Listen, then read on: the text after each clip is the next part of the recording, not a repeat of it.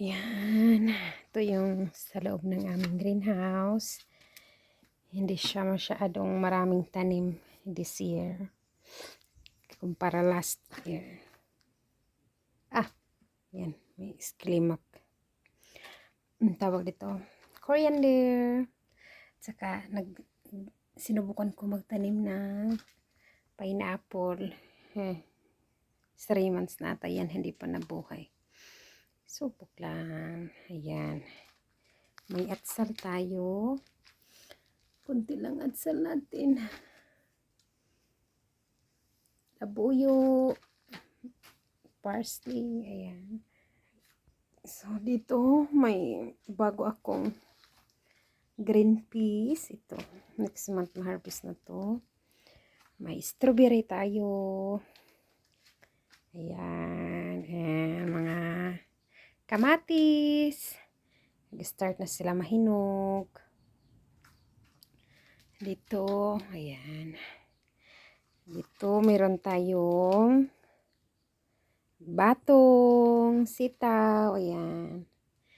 At tarang! Ampalaya from Pilipinas. Ayan. So, halo na natin yung ampalaya at sitaw para makasave ng space.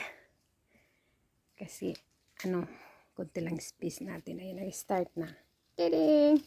See, craving satisfied na naman tayo after 3 months. Malaki na to. Ayan. Daghan. Grabe nakalabong ang mga dahon. Ayan. Daghan. Start na namunga ang mga ampalaya. Dako na. Pa sa ibabaw. Mga cute na mga kamatis.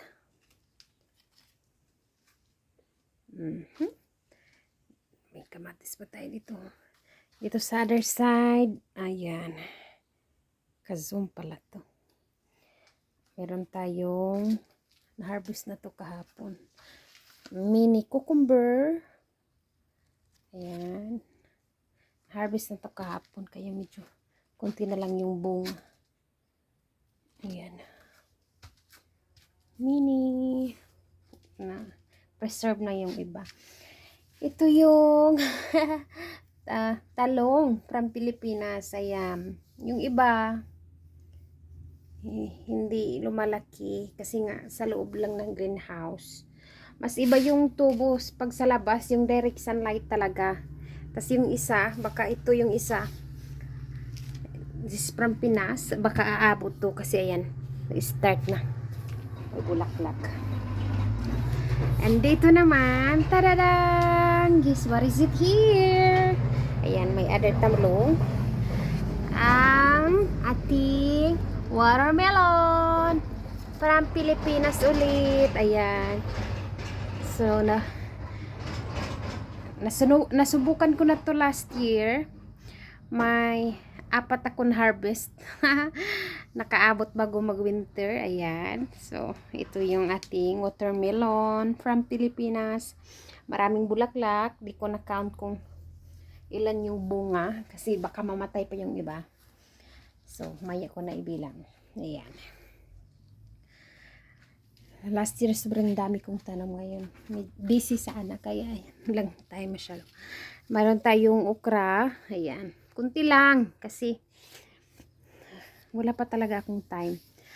Yung lettuce natin, ayan, need ko na itong tanggalin at itapon kasi nga, kahit pagkain lang ng salad, wala nang time.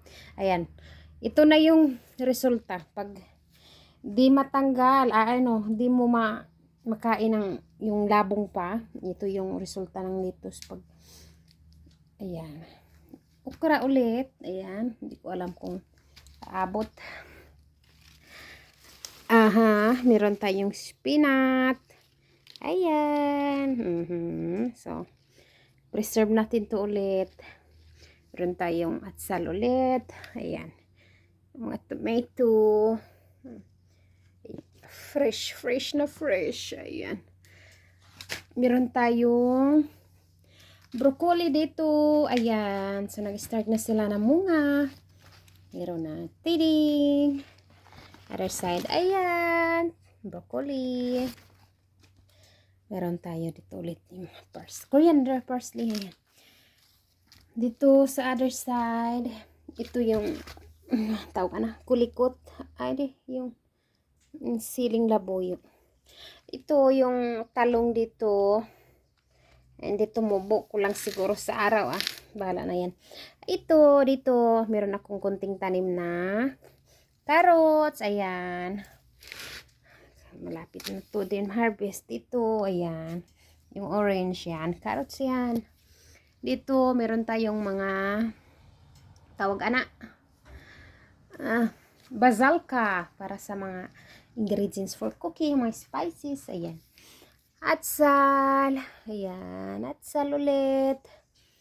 Dito, meron tayong mga dahon-dahon para sa mga yung mga cheese nila para sa bread. Ayan.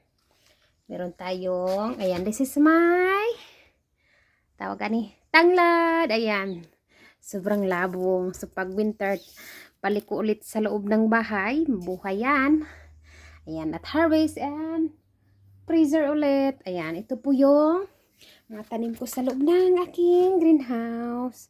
So, next year, dagdagan natin kung ano yung kulang. Ayan. So, ayan. Salamat!